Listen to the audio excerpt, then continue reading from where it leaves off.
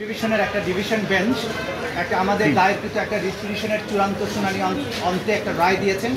সেই রায়ের মধ্যে তারা বলেছেন যে নির্বাচন কমিশন এবি পার্টির নিবন্ধনের যে দরখাস্তটিকে নামঞ্জুর করে নিবন্ধন বঞ্চিত করেছিলেন সেই আদেশটিকে সংবিধান পরিপন্থী, অবৈধ, খামখেয়ালিপূর্ণ এবং ন্যায় বিচারের পরিপন্থী হয়েছিল। এই মর্মে তাদের সেই সিদ্ধান্তটিকে অবৈধ ঘোষণা করেছেন। একই সাথে আদালত বাংলাদেশের নির্বাচন কমিশনকে নির্দেশ দিয়েছেন অবিলম্বে আমার বাংলাদেশ পার্টি বা এবি পার্টিকে নির্বাচন কমিশনের অধীনে একটা রাজনৈতিক দল হিসেবে নিবন্ধন প্রদানের জন্য নির্দেশ প্রদান করেছেন। এটা হচ্ছে মোটা দাগের আদেশ। কতদিনের মধ্যে?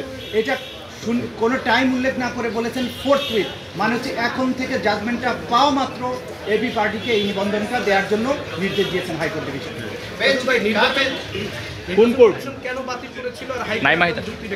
দেখুন, নির্বাচন কমিশন বাতিল করেন। আপনারা জানেন যে নির্বাচন কমিশন গত নির্বাচনের আগে রাজনৈতিক দলসমূহকে যারা নিবন্ধন পেতে আগ্রহী তাদেরকে নিবন্ধনের জন্য আবেদন করার জন্য একটা সার্কুলার ইস্যু করেছিল। সেই সার্কুলারের ভিত্তিতে বাংলাদেশের অনেক রাজনৈতিক দল ইলেকশন কমিশনের আন্ডারে নিবন্ধন পাওয়ার জন্য দরখাস্ত করেছিল।